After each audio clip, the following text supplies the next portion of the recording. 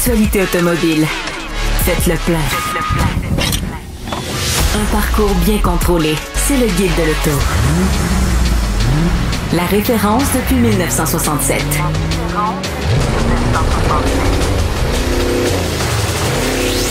Le Guide de l'auto. Bonjour à tous, bienvenue au Guide de l'auto, émission du 8 août 2025. Louis-Philippe Dubé au micro principal, accompagné de Gabriel Gélina comme la semaine dernière, mais cette semaine, on a un revenant, on l'a sorti de la production du Guide de l'auto qui tire à sa fin. Hugues Gonneau, notre historien automobile. Bonjour à tous. Merci d'être avec nous encore. Ça fait beaucoup de bien parce qu'aujourd'hui, on va avoir un format typique avec les actualités, mais on va suivre ensuite avec la chronique de Hugues. Finalement, on avait besoin de voitures anciennes. On en manquait, fait qu'on va en avoir aujourd'hui, puis on va terminer là, avec nos essais, moi puis Gabriel. On va parler notamment de l'Audi A6 e-tron et de la Mercedes-Benz CLE.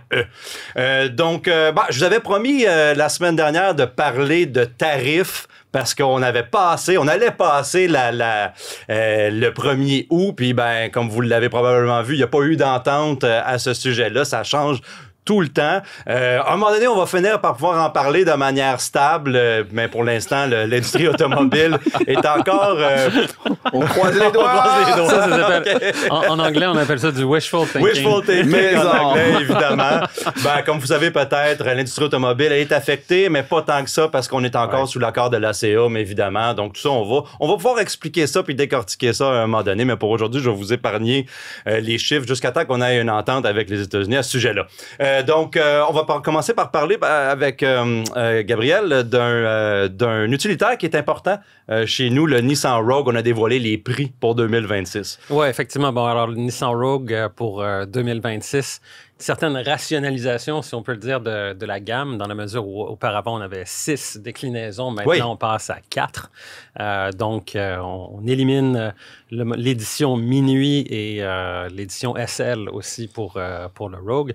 Pour le reste, pour les autres déclinaisons, donc 4 modèles, légère augmentation de prix pour à peu près tout le monde. C'était un peu à prévoir. Là, c'est assez classique. Mais tout de même, le modèle le plus équipé, qui est la version platine, ça demeure sous la barre des 50 000 $. Il faut le dire, 50 000 $, pour un Rogue, ça frappe un peu. Ouais, ça pique. Évidemment. Mais pour le reste, évidemment, il n'y a pas de grands changements dans ce qui est de la dotation d'équipement. On reste à peu près dans le même standard. On a en fait concentré l'essentiel de la gamme, encore une fois, en 4 déclinaisons plutôt que 6. Ça va peut-être simplifier un peu la tâche pour l'acheteur aussi. Puis Nissan a ajouté récemment l'édition Rock Creek pour imiter les autres constructeurs. Je pense qu'on en parle à chaque émission d'un emblème inspiré par l'aventure. Bon, on n'est pas toujours très poussé sur le sujet. Et qui ne la verront jamais, l'aventure. Ouais, c'est ça, l'aventure au Costco, au centre d'achat. Par contre, il est beau quand même, le Rogue Rock Creek. Là, on a des images qui nous parviennent de Nissan sur ce véhicule-là. Tout le monde veut nous parler du Rogue PHEV. Évidemment, c'est un produit qui est très anticipé. On l'attend encore. On n'a pas de détails. On le sait que ça va être basé sur les mêmes boulons et écrous que l'Outlander PHEV. L'Outlander PHEV a eu une petite mise à jour sur sa batterie cette année là, avec une augmentation de 20 à 22,7 kWh pour une meilleure autonomie estimée de 75 km qui devient quand même quelque chose d'intéressant en autonomie tout électrique pour un hybride enfichable. Mais on n'a pas tous les détails du côté de Nissan, puis on s'attend à ce que ça soit... Ça ressemble beaucoup, là, l'Outlander PHEV. Écoute, je pense que ça va être un copier-coller, littéralement, parce qu'il n'y a pas d'avantage à faire quelques modifications. Il n'y a pas de raison. C'est une mécanique Nissan au départ, de toute façon. C'est ça. Donc, c'est clair que si vous voulez savoir les spécifications techniques du Nissan Rogue à motorisation hybride, vous avez juste à regarder du côté de la petite modification au niveau de l'autonomie.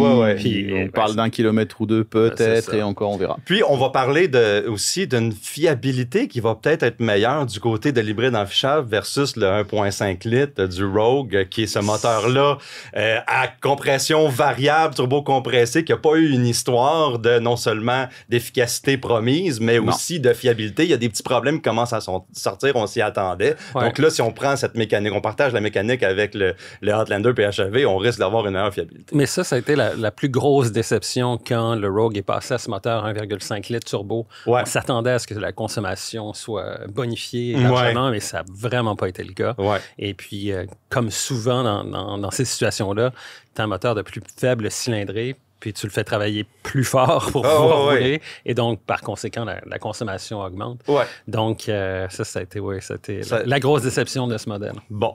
On va parler de Tesla, évidemment, parce que, bon, le constructeur fait les manchettes pas mal toutes les semaines, puis on veut glisser un mot là-dessus.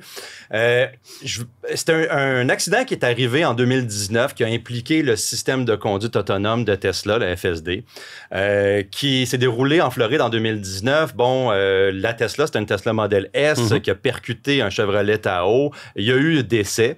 Et puis maintenant, il y a eu un jugement là, à la cour comme quoi que Tesla devrait payer des dommages. Puis c'est ça qui est la clé là-dedans, c'est que le conducteur est en faute. C'est une cause de 300 quelques millions. Le conducteur est en faute, mais le constructeur aussi, Tesla, est attribué une dette là, de 242 millions. Ça va être en appel, là, évidemment, parce que le constructeur s'est opposé là, à ça, mais c'est quelque chose qui crée un précédent un peu parce que là, on va commencer à avoir non seulement ces accidents-là qui s'accumulent à la NHTSA, mais aussi des cours qui vont attribuer le blâme parce que justement, c'est une conduite autonome, c'est une technologie, puis il faut attribuer le blâme à quelqu'un ou quelque chose. Et c'est ça qui est intéressant de cette cause-là, c'est que le constructeur est reconnu responsable jusqu'à un tiers, là, effectivement, des dommages.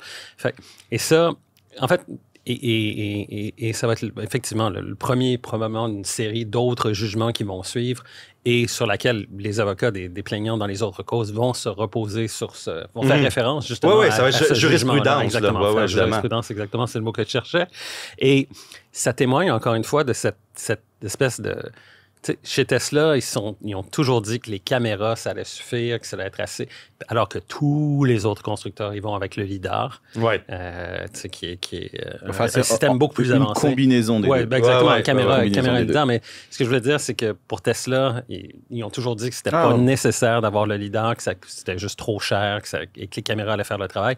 Et là, clairement, on a la preuve que c'est pas le cas dans certains cas là, très précis où ça n'a pas fonctionné avec le résultat que l'on voit maintenant. Oui, il y a eu une enquête qui a été faite dernièrement, je pense que c'était le Wall Street Journal là, qui est allé ouvrir là, les ordinateurs chez des véhicules qui avaient été accidentés pendant que le système était en fonction, le système FSD.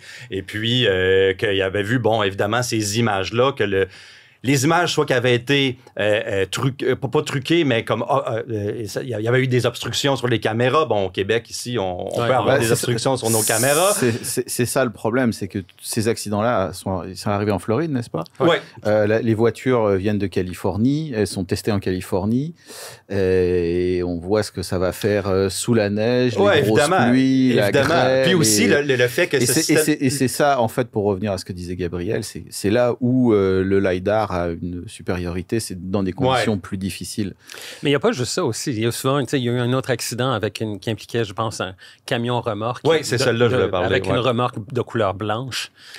Et avec l'inclinaison du soleil, faisant en sorte que la caméra de la voiture ne l'a jamais vu. Il y avait un YouTuber, Marc Robert, qui avait fait une vidéo qui avait fait beaucoup parler d'elle, qui montrait qu'on pouvait tromper le système de caméra avec certaines illusions d'optique. Oui, c'est ça. Et voilà, c'est déjà le cas. Évidemment, pour tous ceux qui utilisent ce système-là, puis à chaque fois qu'on en parle à la radio, les gens m'écrivent puis ils me disent, moi, ça fonctionne. Je fais beaucoup de kilométrage avec, puis on dit pas le contraire parce qu'il y a beaucoup d'instances parce que ça a fonctionné. Mais là, quand on voit que la technologie a ses limites dans un environnement comme ça, ça commence à frapper. Puis là, quand on voit que les constructeurs sont attribuables, peut-être qu'il va y avoir des mises à jour technologiques qui vont être faites. On ne le sait pas. Surtout si on veut intégrer les robots taxis chez Tesla. Ou est-ce que moi, si je conduis mon véhicule et je suis réveillé et je suis aux commandes de mon véhicule, même si le système fonctionne, je suis capable d'intervenir, avoir une intervention humaine. Quand tu es assis sur la banquette arrière, ça va être quelque chose d'autre. Quand il n'y a plus de volant, ça va être très compliqué. Ça va être un peu plus compliqué d'intervenir. Toujours chez Tesla, bon, évidemment, les ventes, ça se déroule pas comme on l'espérait. Il y a toutes sortes de facteurs comme ça. Je pense qu'on en a parlé, puis on en a reparlé.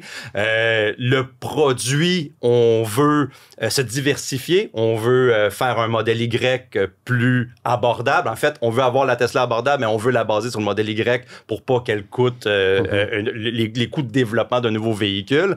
Mais aussi, on pense développer un petit Cybertruck. Cybertruck qui n'a pas été le succès. Qui n'a pas eu le succès qu'on a escompté. On parlait de 250 000 véhicules par année. Puis là, je pense dans le deuxième quart, là, j'ai vu les chiffres, c'est 4 000 véhicules qui ont été écoulés. Là, on est loin des objectifs. On n'est pas loin, là. On est extrêmement loin. Ça n'a rien à voir. Ouais. Y a des... Quand on regarde les chiffres de vente, l'Edsel qui est souvent j'aime ça, tu fais une comparaison avec une voiture ancienne. L'Edsel qui est souvent attribué comme un des pires fours en termes de vente de l'histoire de l'automobile, et ben en fait a réalisé des meilleurs chiffres de vente la première année que le Cybertruck. C'était regarde. Voilà. Écoute, donc en gros les chiffres de vente estimés étaient de 250 000, ils ont fait 63 000 ventes. Tesla estimé à 250 000 ventes la première année, ils en ont fait moins de 50 000. Ouais. Donc voilà. Bon.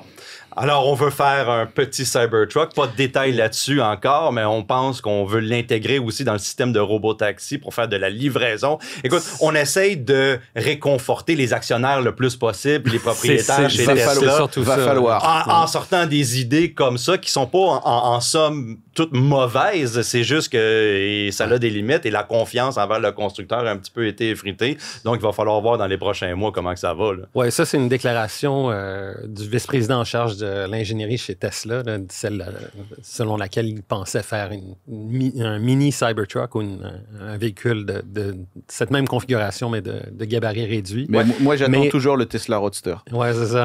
Exact. Il y a ça, mais il a tout de même précisé que ça ne faisait pas partie des plans à court et à moyen terme. On parle vraiment dans un horizon qui est beaucoup plus lointain.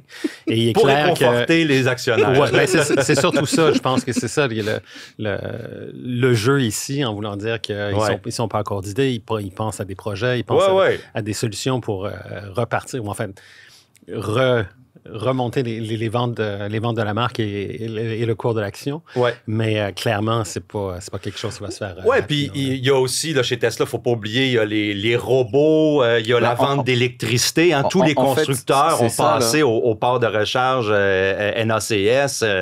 Pas tout, là, mais une grande partie, on l'annonce souvent dans les nouvelles. Fait que Tesla est capable de vendre de l'électricité va être capable de vendre dans les prochaines années à pas mal tous les véhicules électriques.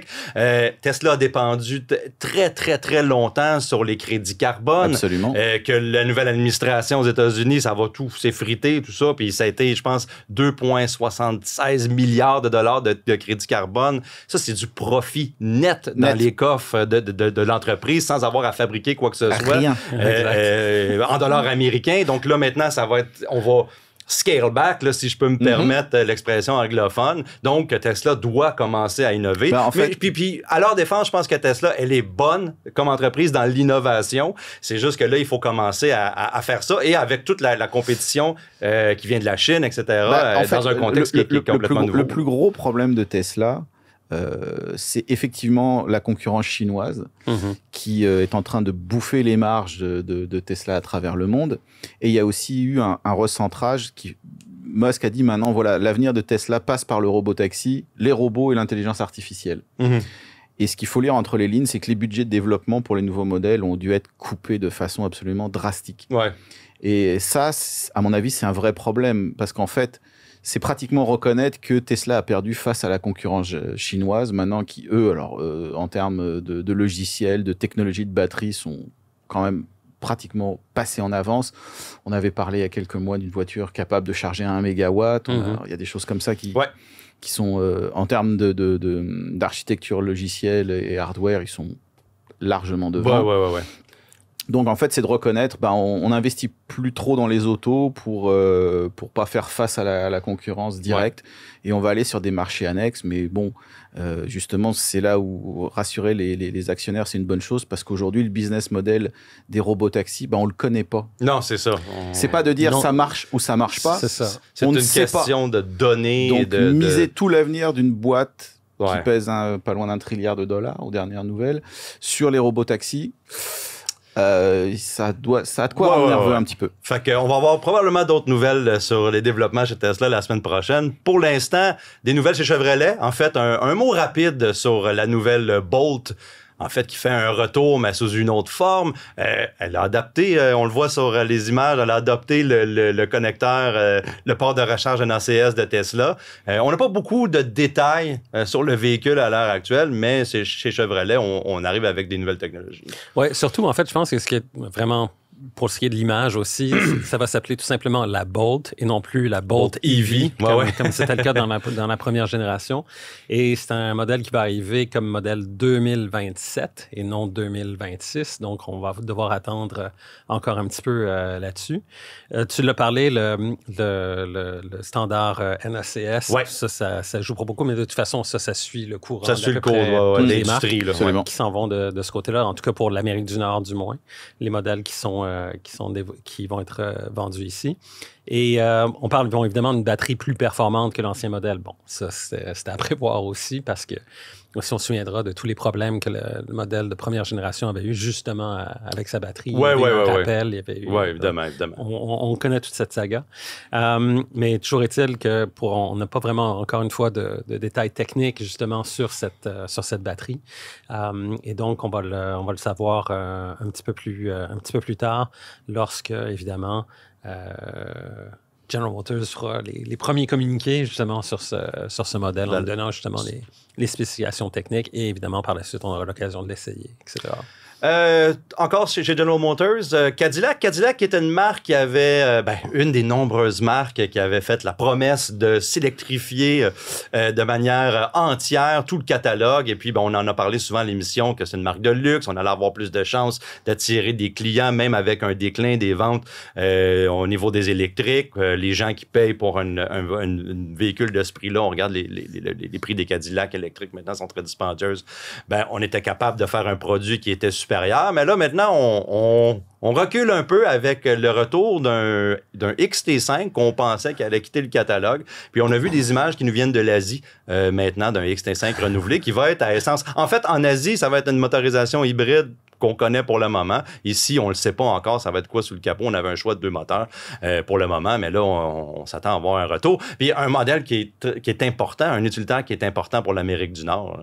Oui, effectivement, mais la raison pour laquelle, justement, on voit une inscription chinoise sur le pare-choc de la voiture, là, évidemment, à l'avant, c'est évidemment que, ce modèle roule déjà dans ce pays-là. Et là, essentiellement, ce que General Motors va faire, c'est qu'ils vont prendre cette plateforme, ce véhicule-là, et l'amener ici, en Amérique du Nord. Évidemment, ce sera pas strict. Il va y avoir aussi, au niveau des motorisations, à la fois des motorisations électriques et aussi des motorisations à essence, parce qu'encore une fois, comme l'ensemble des constructeurs automobiles, tout le monde rajuste le tir quant à la production et la diffusion des modèles à motorisation électrique. Donc ça, c'est... Mais ce qui est intéressant, c'est de voir qu'au lieu de mettre fin à la production, on va aller chercher quelque chose qui est déjà développé pour un autre marché, puis l'adapter tout simplement pour le marché local. Oui, c'est ça. On essaie de réduire les coûts de développement dans ce changement de direction-là. Puis chez Cadillac, on n'est pas épargné par ça. Chez Porsche, un peu la même chose. Hein? On avait promis que le Macan allait être... En fait, la génération actuelle du Macan allait pas être renouvelé et que le Macan allait être exclusivement électrique. On l'a conduit à quelques reprises, ce Macan électrique-là. Mais là, maintenant, chez Porsche, ça va pas bien, évidemment, dans le groupe Volkswagen en entier. On mentionne qu'on ramènerait un utilitaire à essence, dans la même optique que Cadillac, pour pas faire une joke de Cadillac optique. Puis on peut assumer, on fait pas la mention du Macan, mais c'est un utilitaire qui est tellement important, c'est tellement un gros vendeur qu'on peut peut-être assumer qu'on va revenir avec des motorisations à essence pour le Macan. Oui, en fait, je pense que ce qui va se passer, évidemment, Porsche, Quand ils sont sortis la Taycan, puis ils ont décidé d'y aller full électrique et tout, ils ont peut-être été encouragés par le fait que la Taycan s'est bien vendue au départ. Et qu'à un certain moment, d'ailleurs, les ventes de la Taycan étaient à peu près égales, mais et parfois supérieures à celles de la 911. Ouais. Mais ça, évidemment, ça a connu un certain plateau assez rapidement, puis ensuite une descente aussi rapide pour ce qui est des ventes de ce modèle-là.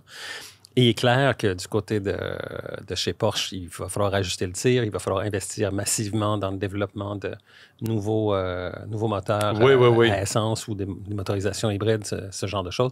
Attendez-vous à ce que ce prochain VUS de Porsche à motorisation plus conventionnelle, on va le dire, s'inspire grandement du nouveau Audi Q5 qui vient tout juste d'arriver sur le marché.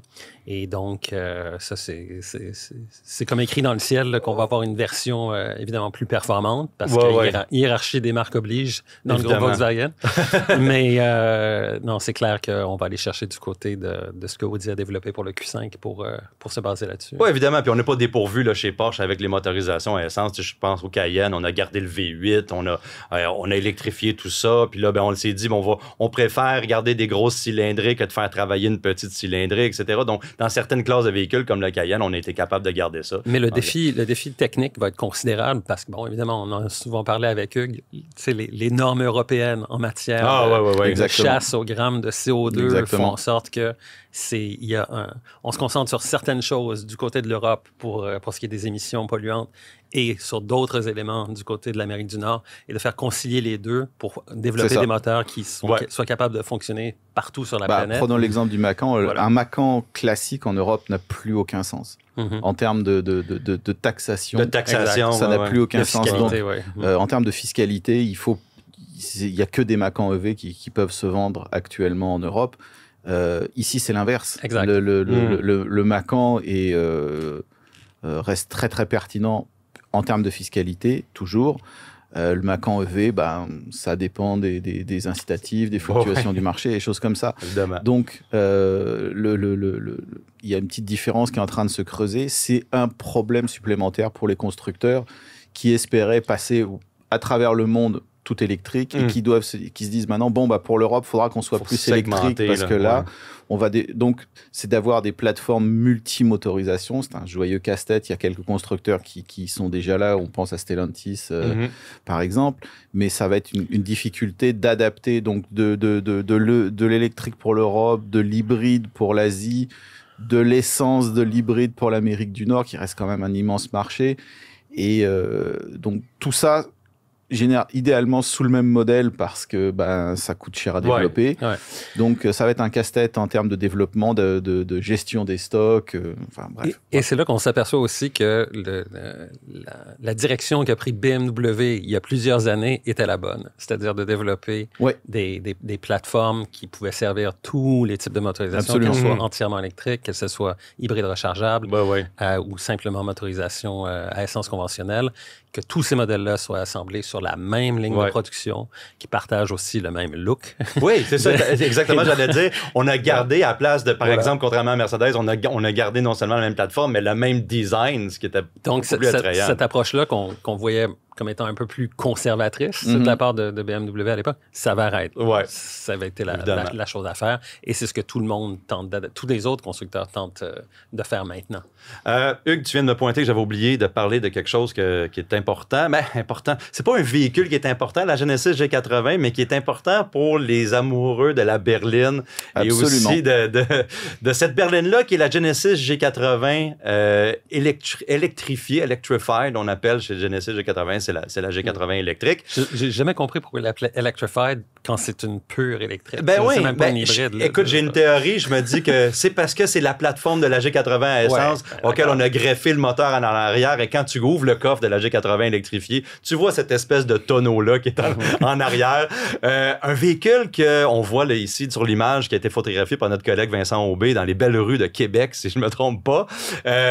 Écoute, un véhicule que j'ai non seulement aimé parce que c'est une grosse berline et c'est agréable à conduire, mais aussi que je trouve que Genesis avait fait un beau travail sur l'aérodynamique et l'efficacité. Je me rappelle les cotes de consommation pour ce véhicule-là. On parlait de plus que 20 kWh au 100 km. Et puis moi, à chaque fois que je l'ai essayé, je me suis retrouvé en dessous sur un véhicule qui est gros, qui est pesant, qui n'a pas l'air très efficace. On avait fait un travail multiplateforme quand même assez intéressant, même si on retranchait plusieurs litres de capacité, de volume de chargement, en fait, dans le coffre à l'arrière. Oui, mais ce qui est intéressant de ça, bon, évidemment, on pouvait se poser la question pourquoi une G80 électrique, purement électrique. Il faut comprendre qu'en Corée, les berlines, surtout les grosses berlines comme la G80, c'est des voitures qui se vendent très bien. G80, G90 là-bas se vendent énormément bien. Ici, c'est nettement moins vrai. Et dans le cas de la G80 électrique, c'est encore pire pour ce qui est des ventes. C'était pas un gros volume de vente pour le constructeur. Un collector, ça. Oui, exactement. Et puis, aux États-Unis, elle était importée, donc elle était plus taxée, etc. Donc, en fait, on la retire entièrement du marché nord-américain. Là. C'est ça qu'il faut mentionner. Et donc, mais sur le plan technique, c'était une voiture qui était quand même assez compétente. Et tu parlais de l'efficacité, et qui te donnait aussi le feeling véritable d'une vraie voiture de luxe, au même titre que les autres berlines de ce constructeur-là, les G80 à essence, G90 à essence également. Mais c'est un peu un outlier, comme on dit en anglais, là, une voiture qui était un petit peu à part des autres. Et puis, bon, effectivement, avec tous les problèmes de tarification, puis les voitures électriques qui se vendent moins bien aux États-Unis, surtout les berlines électriques, ben c'est clair qu'elle est passée au coup près à cause de ça. Donc, la G80 électrique s'en va du marché américain et canadien. Ça illustre bien encore le problème. On revient encore une fois... une segmentation pour une région du monde, une offre pour une autre région du monde. Et c'est encore un autre exemple de la difficulté de gestion de ce qui s'en vient. Bon, la G80 à essence demeure. Par contre, il faut le mentionner, demeure sur notre marché. Donc pour les amoureux d'une grande berline, c'est encore possible d'obtenir ce véhicule-là, mais il ne sera pas électrique. On va parler de la Corvette ZR1X qui a fracassé un record quand même assez important sur le Nürburgring, surpassant la Mustang GTD qu'on a parlé, je pense, tout juste dans les dernières semaines, qui avait pris un peu les devants de la voiture américaine de production la plus rapide sur le Nürburgring. C'est le record qui a été fracassé. Puis qu'est-ce qui est intéressant? Un véhicule de 1250 chevaux, on le rappellera. Oui, parce que la Mustang GTD faisait à peine 800 chevaux. À peine 800 chevaux, 1250 chevaux. Et qui a été piloté, que le record a été fracassé par... aux commandes, ce n'est pas un pilote professionnel, c'est un ingénieur de Chevrolet qui a conduit ce véhicule-là. On peut dire qu'il connaissait son véhicule. Oui, effectivement, mais ce qui est intéressant de ça aussi, c'est que lorsque General Motors a établi ce record avec cette nouvelle Corvette, la réaction du président et chef de la direction de Ford, Jim Farley, a été rapide. Il a simplement dit « Game on ». Ça veut dire qu'on s'attend évidemment à ce que maintenant, à la fois du côté de la Corvette et de la Mustang, on commence à se prêter au même jeu qu'on se prête du côté des constructeurs allemands et des marques italiennes, etc., avec des versions toujours un peu plus typées pour justement aller chercher ce fameux record il y en a plusieurs selon les catégories de modèles, les cylindrées et le fait que ce soit un modèle de série ou un modèle de production limitée, etc. Des records au Nürburgring, il y en a plusieurs. On peut les interpréter de toutes sortes de manières, toutes sortes de catégories, quand tu me dis. Et il y a toujours aussi des trucs comme quand Ferrari se pointe au Nürburgring ou Lamborghini, ils mettent des pneus de course sur la voiture. Des hard compound qu'on n'aurait pas sur la rue. Voilà. Donc, il y a tout ça qui entre en ligne de compte. Mais toujours est-il que, bon, pour l'instant, on voit que les ingénieurs s'amusent à développer des modèles toujours plus performants. Mais ce qui est intéressant, c'est d'aller les mettre à l'essai justement sur ce circuit mythique. Moi, j'ai eu l'occasion de rouler comme passager dans un RSQ8 piloté par Frank Stippler, qui a gagné des courses au Nürburgring à de nombreuses reprises. Et je dois dire que c'est beaucoup plus bosselé que quand tu es dans la voiture, qu'est-ce que tu vois sur les vidéos là, sur YouTube, etc. Et donc, c'est un défi absolument incroyable de faire en sorte que as des voitures qui sont en mesure de performer là. Ouais. D'ailleurs, les ingénieurs de Porsche me disaient souvent, pour la G3 RS, que pour rouler sur le Nürburgring, ils mettaient les calibrations des suspensions au plus souple, justement parce que c'est bosselé, alors que toi, tu t'attends justement à ce qu'ils mettent ça au plus ferme possible pour que ça tienne dans le virage. C'est tout le contraire. Ah ouais, c'est adapté. Alors, c'est assez spécial comme petit jeu qui se livre justement au Nürburgring et maintenant Corvette et Mustang. Ouais. Mais c'est assez spécial parce que ça aurait été, il y a même encore, je dirais, une quinzaine d'années, assez difficile d'imaginer ces voitures-là montées à des niveaux comme ça, une Mustang de 800 chevaux, une Corvette de 1200 chevaux. C'était pas gagné d'avance et on est rendu là aujourd'hui. Et ce qui est clair, c'est que ça va continuer à monter. Ouais. J'ai hâte de voir comment Ford va riposter, parce que la GTD est déjà quand même assez extrême. Ouais. Et ça va être intéressant de voir comment ils vont faire monter tout ça. Chevrolet a pris par la même opportunité à dévoiler la ZR1X Quail Silver Limited Edition. Puis ce qui est intéressant, on a une image de ce véhicule-là. C'est une peinture argent mat. En fait, pour une Corvette, ce qui n'a pas été fait pour une Corvette depuis les années 50, 57, 59, là, qu'est-ce que je lisais, que la dernière fois qu'on a eu en fait, dans les années 60, plutôt, C2 et C3, on avait des peintures mat, mais celle-là, elle est inspirée de la Corvette des années 50, de l'argent Inca. Peinture quand même assez, là, si on la regarde sur les images, là, ça la rend là, quand même assez menaçante. C'est méchant pas mal. C'est méchant pas mal. En fait, c'est le contraste avec le noir aussi qui devient tellement apparent sur cette voiture-là, et c'est ça qui donne ce look. Le nom Quail, je pense qu'il faut l'expliquer un peu. Parce qu'évidemment, ça veut dire caille, une caille, le petit oiseau. Le petit de caille. Mais là, évidemment, on ne fait pas référence à l'oiseau, évidemment, on fait référence à l'événement qui s'appelle The Quail, qui est littéralement un hôtel dans la région de Monterey, avec un immense parcours de golf. Et à cet endroit-là se tient à chaque année un grand rassemblement qui s'appelle The Quail, a Motorsports Gathering. Et ça fait partie, c'est un des éléments clés du Monterey Car Week, et ça a lieu la semaine prochaine. Donc, elle va être là. Exactement. Donc, imaginez-vous un parcours de golf sur lequel vous pouvez vous circuler librement, et d'un côté, vous avez Pagani avec tous ses modèles, vous avez Koenigsegg, vous avez Singer, vous avez toutes ces marques haut de gamme, Zenvo, Rimac, etc. Et vous allez voir, évidemment, cette fameuse Corvette avec cette peinture nouvelle spéciale. peinture. Voilà. C'est là que maintenant, vous allez acheter vos voitures de luxe, c'est plus dans les salons de l'auto. Exact. C'est ça. C'est avec une coupe de champagne à la main. Bien sûr. Puis sur le bord de la mer, là, c'est beaucoup mieux. Imaginez acheter votre Rolls au milieu des manants. Proprement intolérable. Pour terminer le segment nouvelle, un petit mot sur le Bronco qui a dévoilé un ensemble spécial là, pour le 60e anniversaire du Bronco. En fait, si je me trompe pas, c'est le Bronco Sasquatch c'est Outer Banks, le modèle, avec l'ensemble Sasquatch. Et puis après ça, on ajoute l'ensemble, le 60e anniversaire. On le voit sur les photos ici avec une peinture blanche. Et puis des emblèmes 60e anniversaire. Je pense que les roues rappellent également là, le Bronco original. Ouais, un look vraiment rétro aussi. Quand on regarde l'ensemble là, ici, là, ça nous ramène vraiment à la grande époque. La grande époque d'origine du Bronco. Hormis les proportions qui sont, elles, très, très modernes. Large, évidemment. On n'est plus dans les proportions du Bronco original. Non, au retour, on parle avec Hugues de la Oldsmobile Aurora. Le guide de l'auto.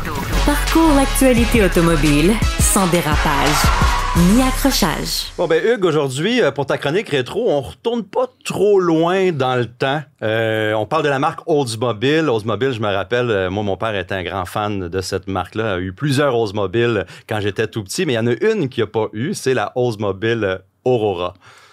L'Aurora, c'était l'aube d'une ère nouvelle pour Oldsmobile. Une vision moderne de la marque qui allait la propulser fermement dans les années 2000. Pourtant, l'Aurora a essayé de sauver Oldsmobile tout en s'en distançant. Vous avez dit paradoxe ? Mais pourquoi que Oldsmobile avait besoin d'être sauvé à cette époque-là? Alors, les années 70 et la première moitié des années 80 ont été excellentes pour Oldsmobile. La Cutlass, sous toutes ses nombreuses formes, se vend comme des petits pains chauds. Et puis, c'est la descente aux enfers. Brutale. Les ventes passent de 1,1 million d'exemplaires en 1985 à moins de 500 000 en 1990. Les raisons ? Une image de marque poussiéreuse, la concurrence japonaise et européenne qui s'intensifie et une rivalité interne avec les autres divisions de GM. La recette qui a marché par le passé, coussins moelleux et lignes conservatrices, ne fait plus recette justement. La direction de GM décide d'injecter du sang neuf dans la division. Cette injection prendra la forme d'un véhicule concept présenté en 1989, la Tube Car. À la place d'être coupé à la serpe, comme sur nombre d'Oldsmobile des années 80, les lignes sont souples.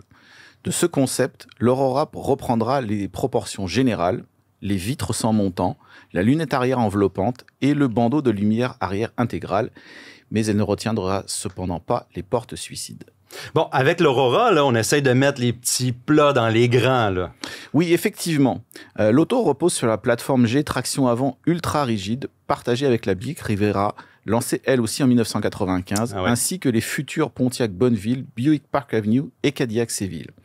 Pour la motorisation, la division s'est tournée vers Cadillac et son V8 Northstar, inauguré en 1993 sur la LNT.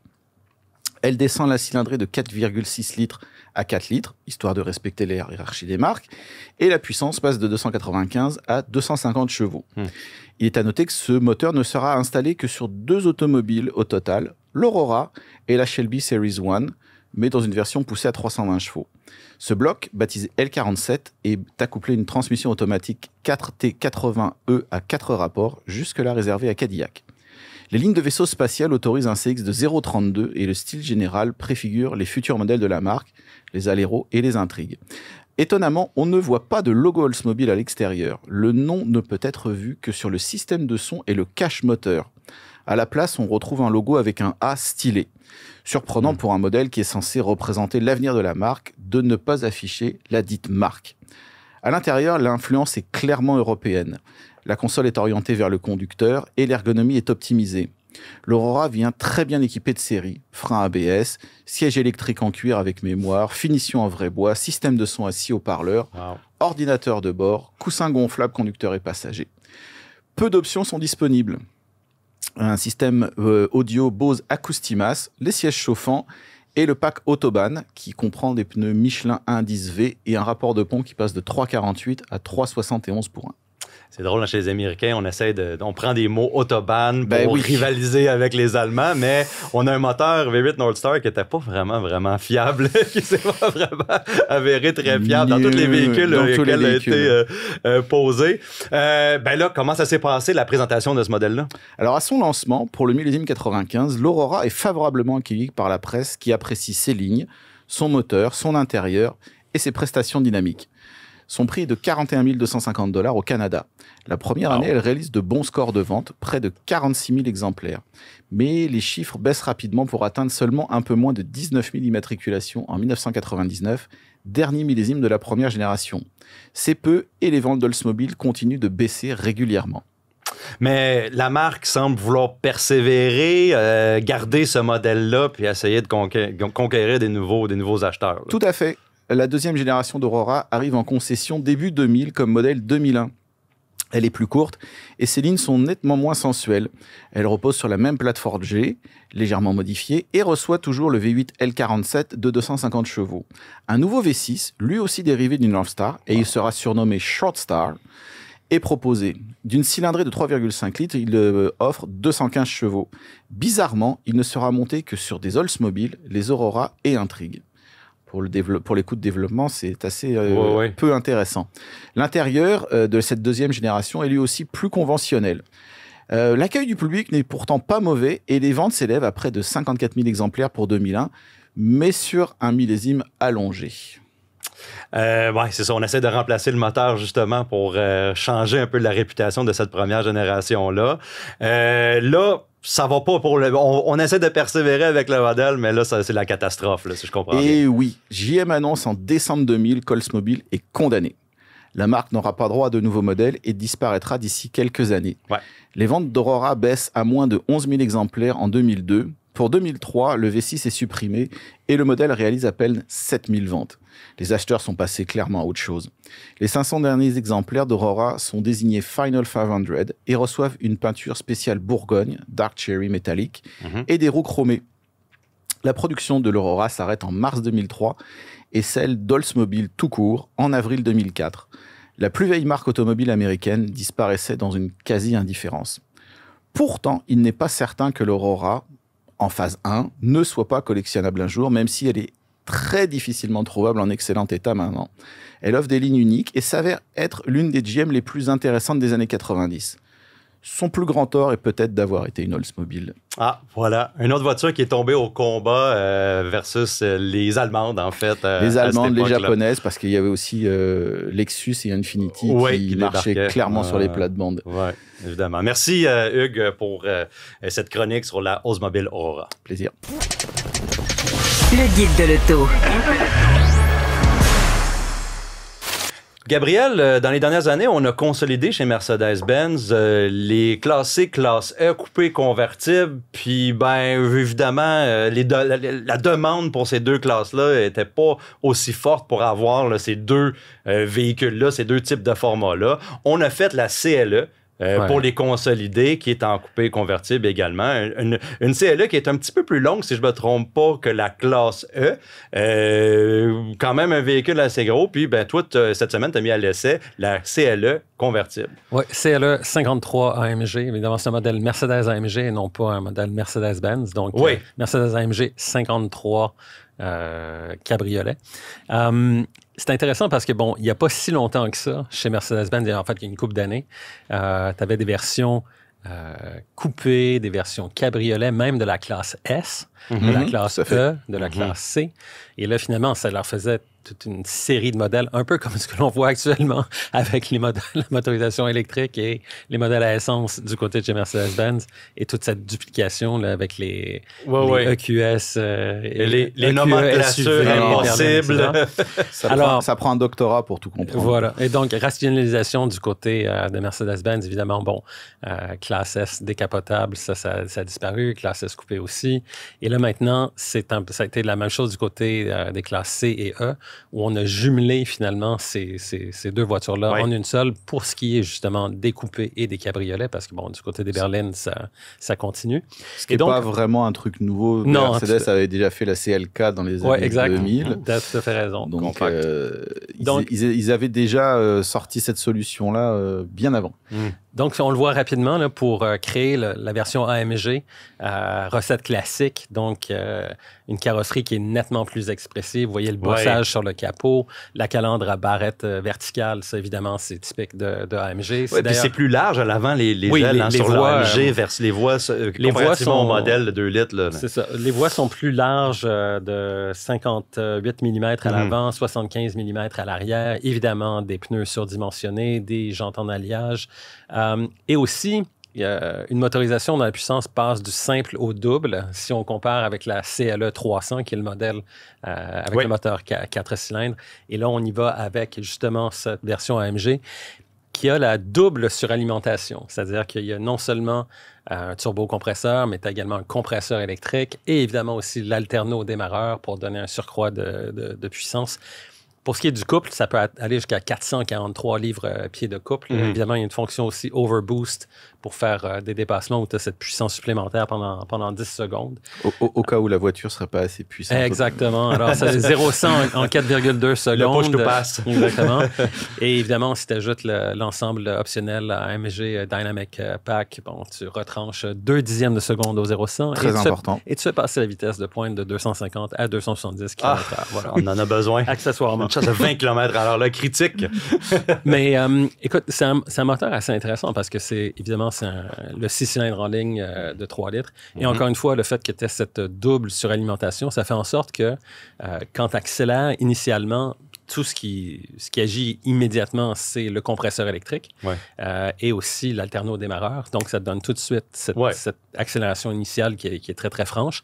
Et par la suite, tu as le turbocompresseur qui entre en action pour, encore une fois, poursuivre sur la lancée. Donc, sur le plan technique, c'est une solution qui est assez intéressante. Puis qui était nécessaire pour la CLE, parce qu'on a parlé de la CLE 300 tantôt, je l'ai conduit. La puissance n'était pas au rendez-vous. Là, c'était élégant. Je trouvais que le véhicule était exceptionnel. Bon, à part de l'intérieur, tous les écrans, on peut en parler, là, mais de l'extérieur, c'était extraordinaire. Il manquait de puissance dans le modèle de base, puis on savait que les versions AMG allaient arriver quand que le véhicule a été lancé, mais le CLE 300, c'était comme un véhicule pour aller jouer au golf plus que pour se promener sur les routes sinueuses comme on voit voit ici. Mais... Et justement, du côté du modèle AMG, l'autre chose qu'on a, c'est évidemment un rouage intégral qui priorise le train arrière pour rendre la voiture encore plus dynamique. Donc ça aussi, c'est au rendez-vous et ça joue pour beaucoup parce que l'agrément de conduite de la CLE 53 comparativement à la CLE 300, on est vraiment dans deux registres complètement différents. C'est du simple au double là aussi. Oui, exactement, tout à fait. Ben pour ma part, j'ai essayé la Audi A6 e-tron, une autre compagnie qui joue avec les nomenclatures. On avait des nomenclatures paires et impaires. Là, maintenant, qu'est-ce qui était impair était supposé d'être à essence. Puis là, qu'est-ce qui était pair, c'était des véhicules électriques. Là, on change tout ça. Ben je sais plus où est-ce qu'on est rendu, là, mais la A6, elle vient avec une motorisation électrique et également une motorisation à essence, qu'on va parler d'ailleurs tantôt parce que tu en as fait l'essai. Des deux, d'ailleurs. Moi, j'ai essayé seulement le véhicule électrique. La A6 e-tron qui est quand même une prouesse d'ingénierie côté aérodynamisme parce qu'on a gardé le look le design de Audi sans tromper un peu les lignes comme on a fait du côté de chez Mercedes, du côté de la EQE. Puis, on a été capable d'aller chercher un coefficient de traînée qui était 0,23, 0,21 si on a les caméras là en Europe, mais on n'a pas ça chez nous, là, les petites caméras. Qui remplacent les rétroviseurs. Les rétroviseurs, exactement. Ouais. Donc, on a des rétroviseurs nord-américains, 0,23. Pour une berline qui a ce style-là, c'est quand même assez impressionnant. Et ça a ses avantages sur l'autonomie du véhicule. Je pense qu'avec le modèle Ultra, on est capable de dépasser les 600 km. Là. J'ai pas essayé ça sur les routes du Québec, ni dans notre climat. C'était en Californie, sur des routes immaculées. Mais par contre, on a fait quelque chose de vraiment bien là, du côté technologique et côté aérodynamisme du côté de la A6 et e-tron. Bon, évidemment, berline intermédiaire extrêmement confortable, extrêmement... elle est prête à faire de la longue route, là, puis d'honorer un peu ce 600 km-là possible qu'elle vante avec son modèle Ultra. On parle de puissance de 422 chevaux, pouvant aller jusqu'à 456 chevaux là, avec le fameux push-to-pass qu'on a également dans d'autres véhicules allemands. 5200 livres comme véhicule, quand même assez pesant. Amplement de performance, il n'y a pas de problème pour manier ça. On n'a pas la sportivité qu'on retrouve chez Audi normalement. J'ai été déçu de ce côté-là, d'autant plus qu'on a essayé la S6 et la A6 back-à-back. Là, je parle de la A6 en ce moment parce que c'est le véhicule que j'ai passé le plus de temps dessus. Mais la S6 est plus performante, mais offre quand même aussi une conduite qui est quand même souple et un compromis là, entre le confort et un petit peu de performance, mais pas quelque chose qui honore là, la lettre S, je pense, du côté de e-tron. 270 kW de vitesse de recharge, de puissance de recharge possible avec une borne de niveau 3, ce qui est quand même assez impressionnant chez Audi. On retrouve ça dans la e-tron GT d'ailleurs. Ouais. C'est très performant. Un système de refroidissement aussi pour la batterie très complexe qu'on nous a présenté avec des ventilateurs, des fans. Puis quand on a essayé le véhicule, on était sur un terrain qui était quand même dans un vignoble en Californie qui était c'était de la poussière, de la garnette, etc. Puis quand tu partais le véhicule, ça te faisait un nuage de poussière, c'était extraordinaire. Je trouvais ça pas très pratique pour garder le véhicule propre pour prendre mes photos.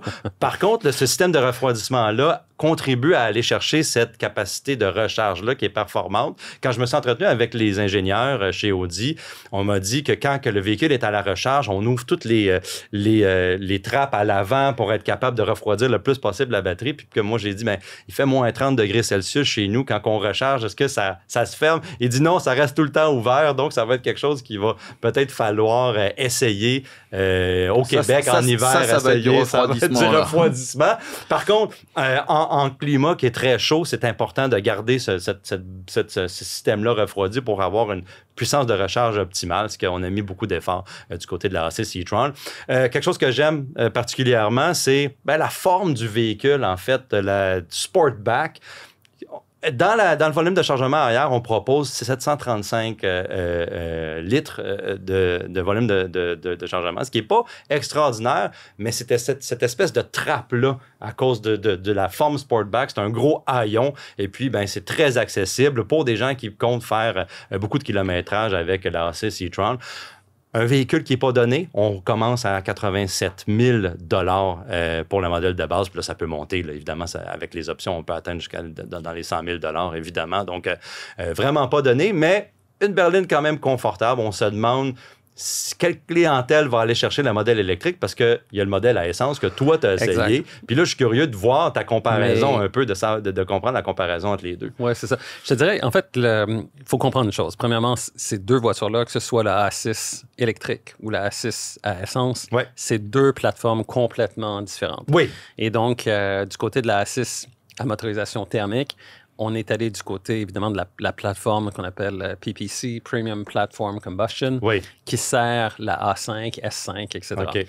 Une voiture qui aurait pu être la A7 dans la nomenclature ancienne chez Audi. Évidemment, pour revenir là-dessus rapidement, là, du côté de chez Audi, on s'est aperçu rapidement que l'idée de faire les chiffres pairs pour les voitures à motorisation électrique et les chiffres impairs pour les modèles à essence, ça leur limitait beaucoup justement en ce qui a trait à la hiérarchie des modèles. C'est pour ça que ça a été complètement abandonné. Et là, maintenant, le chiffre n'aura pas référence à la motorisation, mais plutôt au positionnement de la voiture dans l'ensemble de la gamme. Exact. Comme on disait avant. Exactement, comme on disait avant, et ce qui te permet d'avoir un éventail de modèles beaucoup plus large. Donc ça, c'est la première chose. Mais pour ce qui est de la A6 à motorisation thermique, moi, je l'ai essayé en Europe, en modèle familial, que l'on n'aura pas ici, malheureusement. Mon Dieu, que j'aime ça. Parce que ici, évidemment, on aura droit juste à la berline, que ce soit la A6 ou la S6. Mais essentiellement, c'est une voiture qui est extrêmement confortable, aussi très aérodynamique, évidemment un peu moins que le modèle électrique. Oui, parce qu'on n'a pas tout l'active, l'aérodynamique actif. Mais pour le reste, bon, évidemment, ici en Amérique du Nord, la A6 à moteur thermique, ça va venir seulement avec un moteur V6, alors que sur d'autres marchés, des modèles, évidemment, à motorisation 4 cylindres, aussi le modèle diesel en Europe et tout. Ouais. Mais ici, pour nous, ça va simplement être le V6 turbo 3 litres, 362 chevaux, 369 livres-pieds de couple.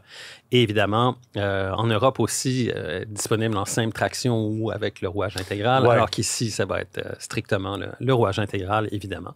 Donc, moi, ce que je retiens de cette A6 à motorisation thermique, c'est le confort et le silence de roulement. Ouais. À bord de cette voiture-là, c'est vraiment impressionnant. Pour, encore une fois, une voiture qui a un moteur thermique, là, c'est assez remarquable. Oui, évidemment. Ouais. Mais évidemment, du côté du modèle électrique, c'est la même chose. C'est la même chose. C'est encore plus silencieux par l'effet même, mais vraiment deux véhicules qui se ressemblent, mais qui sont complètement différents. Et un type d'acheteur qui va être complètement différent également. L'endroit où les deux voitures sont semblables, c'est évidemment du côté de l'intérieur, avec évidemment la disposition à deux écrans, le nouveau Audi Digital Stage, exactement. Ouais. 3 écrans si on en veut 3 écrans aussi. si tu optes pour l'écran côté passager. Et ça, c'est un système qui fonctionne remarquablement bien, à mon avis. Évidemment. Merci tout le monde d'avoir été avec nous pour le Guide de l'auto cette semaine. Revenez la semaine prochaine. On va avoir d'autres actualités, d'autres essais, d'autres exclusivités. Merci. Bonne semaine à tous. Salut. Tous les épisodes du Guide de l'auto sont disponibles en podcast sur l'application et le site cube.ca.